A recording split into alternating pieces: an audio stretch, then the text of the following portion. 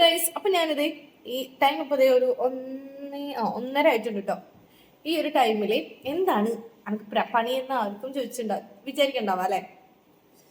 വേറെ ഒന്നല്ല ഗൈസ്, നല്ല കൊള്ളിയും ബീഫും കഴിക്കലാണ് പണി. ഇവൾക്ക് ഈ നട്ടപ്പാതിരത്ത് കൊള്ളിയും ബീഫ് ഉണ്ടാക്കാൻ വല്ല പ്രാന്തുണ്ടോന്ന് വിചാരിക്കണ്ടാവും ഇല്ലേ. എന്നാലും എനിക്ക് പ്രാന്തൊന്നുമില്ല. ഈ പട്ടപ്പാതിരാത്രി ഉണ്ടാക്കാനുള്ള പ്രാന്തൊന്നും എനിക്കില്ല കേട്ടോ.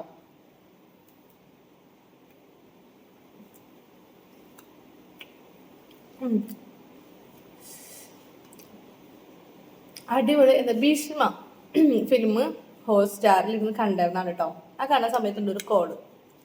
ആ കോള് വെച്ചാൽ ഇക്കയാണ് വിളിച്ചിട്ട് ചെപ്പ് എന്താ വേണ്ടതെന്ന് ചോദിച്ചു. ഞാൻ എന്ത്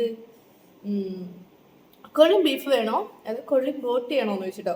ഞാൻ പറഞ്ഞു കൊള്ളിയും ബോട്ടി മേടിച്ചോ. അല്ലെങ്കിൽ വേണ്ട കൊള്ളിയും ബീഫ് മേടിച്ചോ. അല്ലെങ്കിൽ വേണ്ട രണ്ടും മേടിച്ചോ. രണ്ടും മേടിക്കൂല, ഏതെങ്കിലും ഒന്ന് പറയുന്നത്. എന്നിട്ട് അന്നത്തെ പോലെ ബാക്കി വെക്കാനല്ലേ, ഏതെങ്കിലും ഒന്ന് പറയുന്നത്. എന്നാ പിന്നെ കൊള്ളിയും ബീഫ് മേടിച്ചോന്ന് പറഞ്ഞു. അടിപൊളി ടേസ്റ്റ് ആട്ടോ. അത് പാതിരാത്രി കഴിക്കാൻ പ്രത്യേകിച്ചും നല്ല ടേസ്റ്റ് ആയിരിക്കും. നല്ല എരിവൊക്കെ ഇഷ്ടപ്പെടുന്നവർക്ക്, എനിക്ക് പൊതുവെ മധുരമാണ് ഇഷ്ടം. പക്ഷേ ഈ കൊള്ളിയും ഇങ്ങനത്തെ കഴിക്കുമ്പോൾ എനിക്ക് മധുരം എരിവ് വലിയ വിഷയമുള്ളതൊന്നുമല്ല. മധുരത്തിന് ഞാൻ അങ്ങോട്ട് മറന്നു കളയും.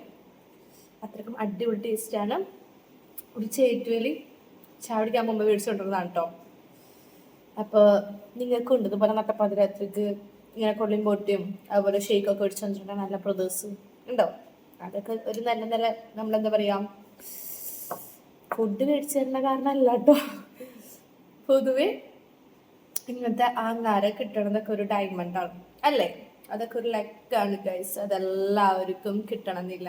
അതൊക്കെ കുറച്ച് പേർക്ക് കിട്ടുള്ളൂ, ശരിയല്ലേ. ഇനി അത് പറഞ്ഞിട്ട് ആരും കണ്ണിടാൻ നിൽക്കണ്ട.